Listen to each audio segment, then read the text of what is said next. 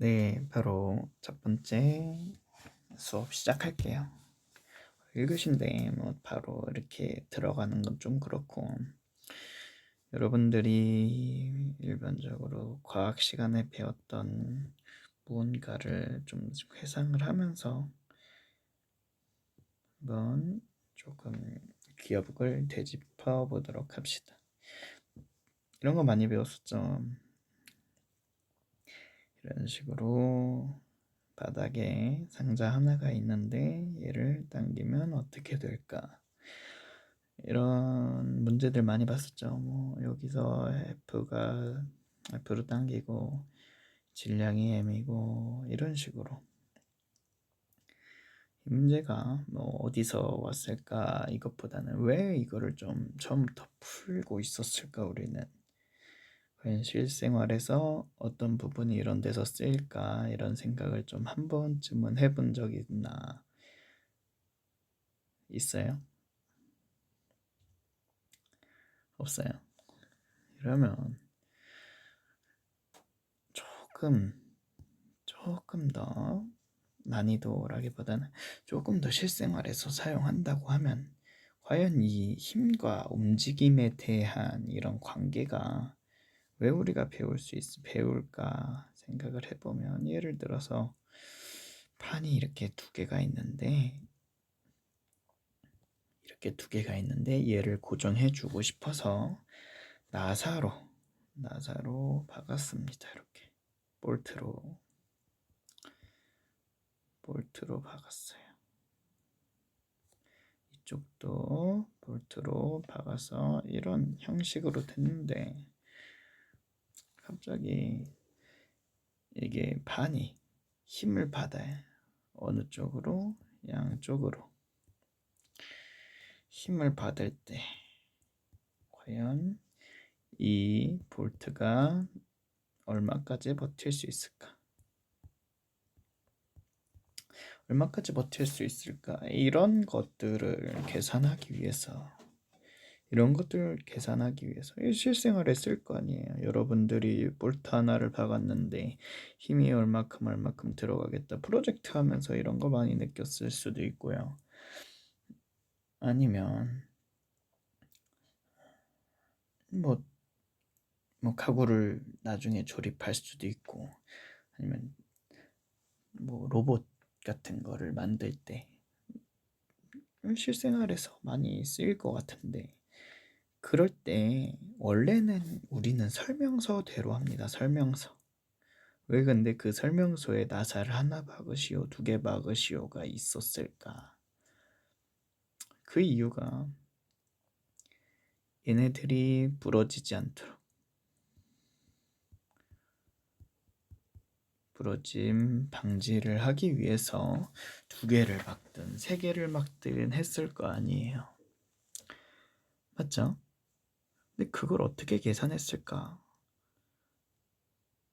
이게 우리들의 지금 재료역학을 하는 데서 가장 중요한 포인트로 작용하게 됩니다. 과연 내가 힘을 최대한 얼마큼 줬을 때 최대 하중에 과연 이 나사가 얼마큼 돼야 부러질까? 얼마큼 돼야 우리가 안전하게 쓸까가 바로 재료역학의 시작이자 끝입니다. 또 하나 예를 들어서 어떤 문제가 있을 수 있냐면요. 이러한 나무판이 있는데 나무판을 한쪽에 고정시켜 놓습니다. 뭐 벽이라고 할게, 벽. 혹은 이런 식으로 되면 얘가 우리 일상에서 쓰일 수 있는 선반, 여기 뭐 물건 올려놓을 수 있는, 물건을 올려놓을 수 있는 선반의 선반이 있는데 얘가 과연 몇 킬로까지 버틸 수 있는 것인지, 몇 킬로까지 버텨야 될까? 여기 끝에는 올려놓았을 때랑 여기 앞에 올려놓았을 때랑 힘이 달라질 수가 있을 것인가? 이런 것들이 바로 재료역학의 처음과 끝이라고 생각을 하시면 됩니다. 그거를 좀 더 자세하게 알기 위해서 이론적으로 뭐 하중이 어떻고 응력이 어떻고 변형률이 어떻고 안전율이 어떻고 하는 것이 나오게 되는 거예요.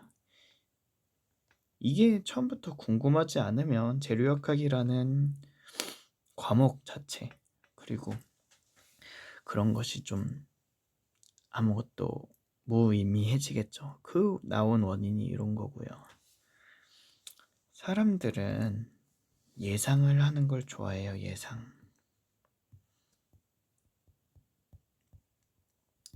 예상을 하는 걸 왜 좋아하냐면 내가 이만큼보다 덜 써야겠다. 아니면 물건을 더 많이 사야겠다. 이런 것들의 예상에서부터 시작돼서 결국에는 내가 실제적으로 사용하기까지 예상을 해서 사용하는 거고. 또 예를 들면 왜 예상하는 걸 좋아하냐? 내가 장을 보러 갔어요. 마트에 장 보러 갔는데 내가 저녁을 뭘 먹을 거를 예상해야 돼. 만약에 닭도리탕, 닭도리라고 하면 되죠. 닭볶음탕, 닭볶음탕을 사려고 하면 뭐를 사야 되겠어요? 닭 사고, 감자 사고, 또 뭐 있을까? 파 사고, 마늘 사고, 고춧가루 사고. 이런 거를 예상을 할 수 있어야 내가 마트에 가서 정확히 살 수가 있는데 이런 거 아무것도 예상하지 못하고 그냥 마트 가서 눈에 보이는 대로만 사면은 낭비하거나 아니면 빼먹는 경우가 있겠죠. 그렇기 때문에 좀 예상하는 것이 정말 중요한데 그 예상을 하기 위해서는 좀 기본적인 지식이 있어야 한다. 이거를 먼저 알려드리고 싶습니다. 제 1장 그래서 시작해보면 첫 장은 하중 로드라고 하고 있는데 우리 아마 토익 영단어를 여러분들이 외웠으면 로드라는 것이 짐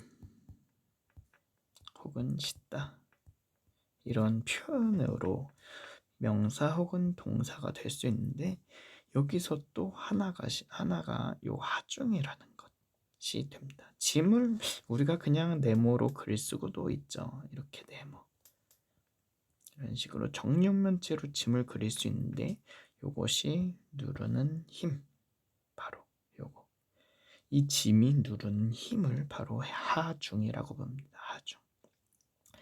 결국엔 하중은 쉽게 이야기해서 하중 여러분들이 알고 있는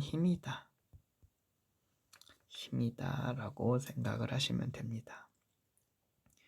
그래서 1번 하중 응력 변형률인데 하중 처음에 로드라고 쓰죠. 로드 기계나 구조물이 외부로부터 받는 힘 기호 같은 경우는 뭐 P를 쓰기도 하고 W 쓰기도 하고 Q 쓰기도 하고 또 F를 쓰기도 하고 합니다. 근데 다 다양하게 써요. 그렇구나 정도 알고 계시면 되겠고요. 여기서 중요한 건 단위예요. 단위. 오늘 뉴턴이라는 것을 가장 많이 쓰고요.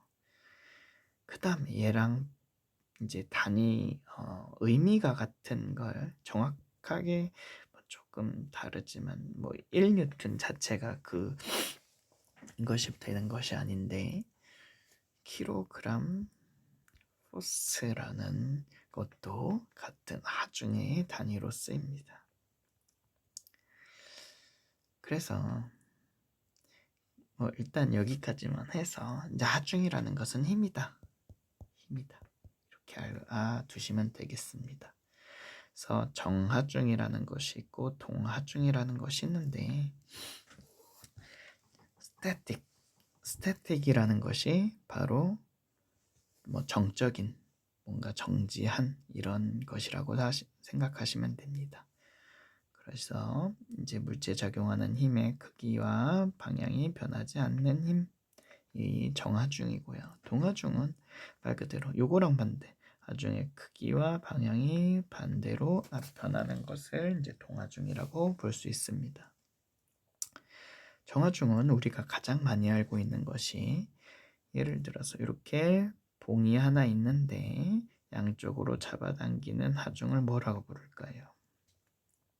이렇게 인장하중, 압축하중, 압축하중 이렇게 두 가지로 볼 수 있고 또 하나 더 그냥 늘리거나 줄이는 것이 아닌 어떤 물체에 있으면 위아래로 가위로 자르듯한 그런 형태로 힘을 주는 것을 바로 전단하중이라고 부릅니다.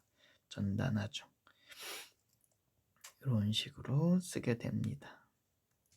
그래서 정하중의 종류는 크게 이렇게 두 가지, 수직하중, 전단하중으로 될 수 있겠고요. 정하중을 했으니까 하나 남는 건 동하중이겠죠. 동하중이라는 건 어떤 것인가 보면 동하중이라는 건 여러분들이 뭐 한 번도 크게 접해보진 않았지만 이런 식으로 생각을 하시면 됩니다. 다리가 있어요. 다리가 이렇게 이런 식으로 밑에는 물이 흐르겠죠. 그러고 있는데 그럼 차들이 지나가겠죠. 차들이 지나가면서 하중이 있었다가 또 없어지고 또 있었다가 없어지고 이런 것을 반복하는 반복하중. 뭐 이런 것들이 있고 크기와 또 방향이 변하는 크기와 방향이 일정한 데에 계속 지속되는 것을 반복하중이라고 하고요. 교번하중이라는 것은 크기와 방향이 변화하는 것을 말하는 것을 바로 교번하중이라고 합니다. 마지막으로 충격하중이라는 것이 있는데 충격은 말 그대로 일시적으로 짧은 시간에 급격히 작용하는 하중을 말합니다.